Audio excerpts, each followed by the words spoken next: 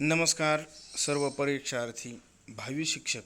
महाराष्ट्र राज्य परीक्षा परिषद पुणे शिक्षक अभियोग्यता चाचणी टेट परीक्षा 2025 प्रसिद्धीपत्रक प्रेस नोट. आपल्याला जी काही प्रेस नोट दिसते समोर, ही प्रेस नोट कशा संदर्भात आहे हे आपल्याला आता पाहायचं आहे. याच्यामध्ये महाराष्ट्र शासनाच्या पत्र क्रमांक संकीर्ण 2025 /92 याप्रमाणे TNT1 दिनांक 28/2/2025 व माननीय आयुक्त शिक्षण यांचे जावक क्रमांक असता यानुसार ही जी काही नंबर दिसते तुम्हाला दिनांक 19/3/25 रोजीच्या पत्रान्वये तसेच सादर परीक्षा शासन निर्णय सामान्य प्रशासन प्रणिम याद्वारे दिनांक 21 नोव्हेंबर 2022 नुसार नेमलेल्या IBPS संस्थेमार्फत अभियोग्यता चाचणी टेट 2025चे आयोजन पद्धतीने दिनांक 27/5/2025 ते 30/5 व 2/6 ते 5/6/2025 या दरम्यान 26 जिल्ह्यामध्ये 60 परीक्षा केंद्रावर केले होते. आता यामध्ये 8 दिवसांमध्ये प्रतिदिन 3 सत्रात परीक्षा घेतली. त्यामध्ये 2,28,808 परीक्षार्थी होते. त्यापैकी 2,11,308 प्रविष्ट झाले.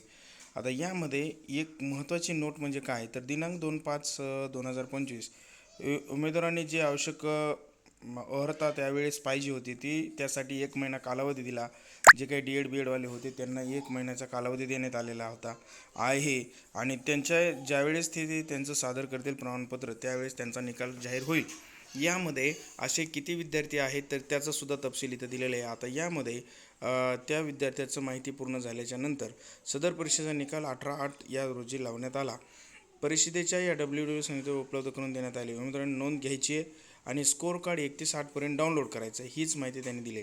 आणि हे डाउनलोड न केल्यास सर्वस्वी जबाबदारी संबंधित उमेदवाराची असेल. त्यानंतर याबाबतीत आलेल्या कोणत्याही प्रकारच्या विनंतीचा विचार केला जाणार नाही.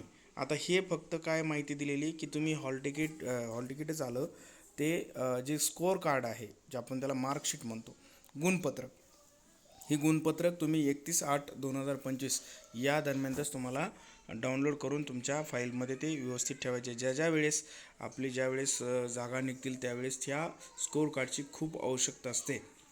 या संदर्भात हे प्रसिद्धीपत्रक आहे. आणि जे नव्याने DED BED झालेले आहेत त्यांची जी काही लिस्ट म्हणजे रिझल्ट लागलेला नव्हता आणि ज्यांनी तो सबमिट केलेला आहे त्यांचा लागला आहे. ज्यांनी ते सबमिट केलेलं नाही त्यांच्यासाठी 1 महिन्याचा कालावधी दिलेला आहे. कारण DED वाल्यांचा रिझल्ट 5 तारखेला लागला होता, 5 ऑगस्टला.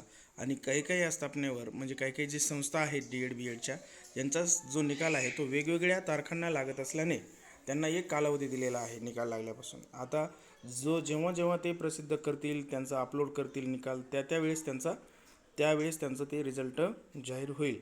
तर या पद्धतीने हे प्रसिद्धीपत्रक जी काही परीक्षा परिषद पुणे आहे यांच्या वतीने, महाराष्ट्र राज्य परीक्षा परिषद यांच्या वतीने देण्यात आलेले आहे. पण तरीसुद्धा याच्या अंतर्गत आपणास किती जणांना असं वाटतं की हा निकाल जो लागलेला आहे तो व्यवस्थित नाही आहे आणि हा निकाल पुन्हा लागावा किंवा यासाठी एक्झाम पुन्हा व्हावी, त्यांनी संपर्क करायचा आहे आणि खाली कमेंट करायचे. धन्यवाद.